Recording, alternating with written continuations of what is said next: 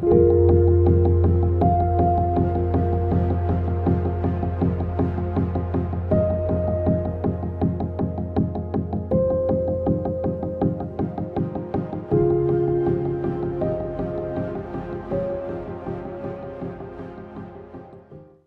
Scorpio.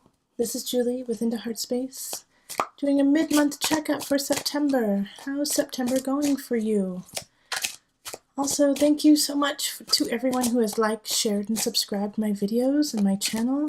So much love and joy to you. Thank you, thank you. And to those who have donated, thank you too. You've really made this happen. It does take time. I love doing this, but it does take a lot of time and energy to put these together for you, and I love doing it, but the donations absolutely just help me in bolstering me up and making it so that I have the energy and wherewithal to keep doing it. So thank you. And if you feel called to donate, then please do. You can donate anything from $1 to $1 million, whatever you feel, whatever you're compelled to donate. And to all those who I've given readings to, thank you for sharing you with me and cultivating a lovely reading and working on building you to the highest that you can be. All right, so let's call in the highest of light, the highest of energy to guide us on this reading, calling in the divine. Scorpio, what is the energy for Scorpio? Scorpio. For the remainder of September, energy, guidance, messages for Scorpio. All right. Okay.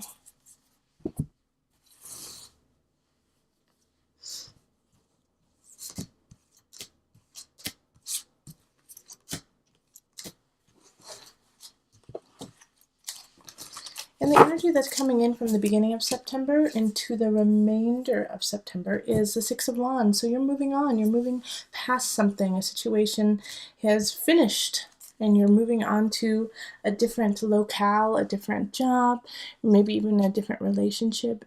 But yes, as you can see, heading for the horizon or the sunset. Which one? It's up to you. All right, and then the Six of Chalices. Okay. Four of Chalices, Death, Eight of Swords, and the Eight of Wands. So don't be afraid, Scorpio. A lot of signs are getting the Death card or the Tower. So a lot of things are shifting and coming up that we have to deal with, whether we like it or not. So you're not alone on this. In the center, we have the Six of Chalices, and this is after the Six of Wands. 6 and 6. Isn't that interesting? All right, so here we are right here.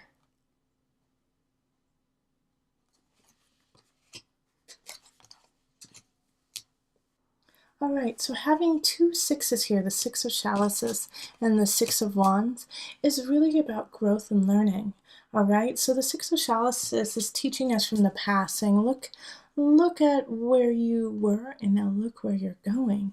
Six of Wands, same kind of energy. However, this is more vibrant, like creative, pushing forward. And the Chalices is really kind of remembering people from the past, things from the past, tangible aspects of the past, while the Six of Wands is letting go of the past feelings to move forward energetically with your heart.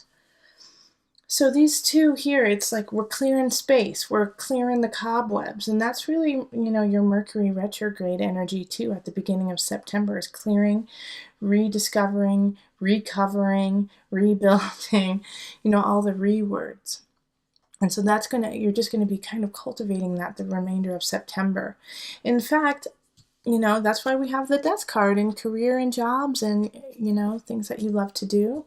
Death, it's a shift. It doesn't necessarily mean that you're going to be losing a job, but I do believe that a lot of Scorpios will be shifting their jobs, whether they quit or whether you get let go.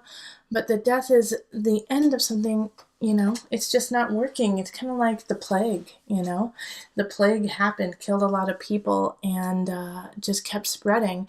And so you have to stay clean. You have to stay clear for yourself so you can nip that spread and start to rebuild, okay?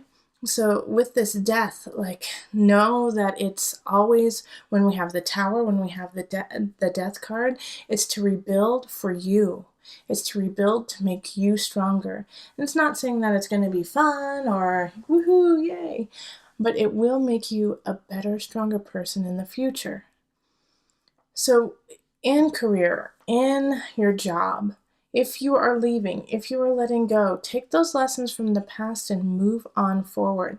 Because what's happening here is the Eight of Swords is popping up, and this has been popping up for a lot of signs too, of self-deprecation, of imprisonment because of your own mind. You know, you are creating a really dark, dismal idea of the future in your mind, possibly, or maybe you're holding on to something that somebody said and just that was negative about your future, and you're holding on to that and letting it spread. So this Eight of Swords is a warning of letting go of the negativity of yourself and not being self-deprecating, and find your confidence and your beauty and your joy and bolster that up instead. All right? Because it feels like you're getting worked down, because it feels like you're getting beaten up a little bit by life, know that the reason why this is happening is because you can handle it, and because it needs to happen to make you stronger for all of the beautiful possibilities that are coming in the future. And I say that because of the Eight of Wands. The Eight of Wands is possibility. Lots of possibility coming towards you quickly, you know? So I want you to be able to grasp some of those that will really solidify yourself in the future and make you feel content. Okay, so another warning that I see coming up is with the Four of Chalices, and this is in relationship. So if you're in a relationship right now, stay present. Stay present. Be joyful in the present. Make sure that you're not going to the past saying, oh, remember when we first met? Oh, remember when this happened? Wasn't that nice? Because that makes whoever you're with feel like they're not worth it now. So stay present and stay thankful for the people you have in your life right now. And also make sure not to be comparing yourself to other relationships or to other people's relationships. Like if you're dating or if you're married and you go out with some friends who are a couple and they're calling each other schmoopy poopy, lovey-dovey, holding hands, giving, googly eyes to each other, and you guys aren't doing that. That's their relationship. Don't compare what they're doing to yours. Everyone has ups and downs. Everyone has pluses, minuses. How do you feel in your relationship with the other person? That's what you need to focus on. And if it feels great and it feels warm and it feels right, revel in that. Love up on that. And don't try to be something that you're not, all right? Everyone has a facade. I mean, look at Facebook. Everyone puts up the most positive parts of themselves, right? They don't put up like they got up in the morning and their hair is sticking straight up, mascara is running down their eyes. They don't put about their fight with their husband over milk. They don't put that their kid wet the bed last night and then the dryer broke this morning because of it. No one puts those kinds of things on Facebook, all right? They put their best foot forward. So you can't take the outer image of someone as 100% truth. And guess what? It doesn't even matter anyways, because what their life does and what they are doing is of no concern to you, all right? So Scorpio, don't let that comparison start to happen. Focus on your beauty, focus on your life, your rebirth, and pushing forward. Focus on those things instead of on what somebody else is doing. Okay? And that's how you will get out of this personal cage that you may be feeling, mid-September, like you're that it feels kind of like dark and hopeless, but it's not. It's not. I mean, I love this death card because the death has a rose. It's still growing, still becoming. Okay? And lots of possibilities happening. So let's call on the Animal Spirit Knowledge cards for some added guidance. So this is going to be your spirit animal for the remainder of September. So look towards them, look for them in your life, in what you're reading and what you're seeing.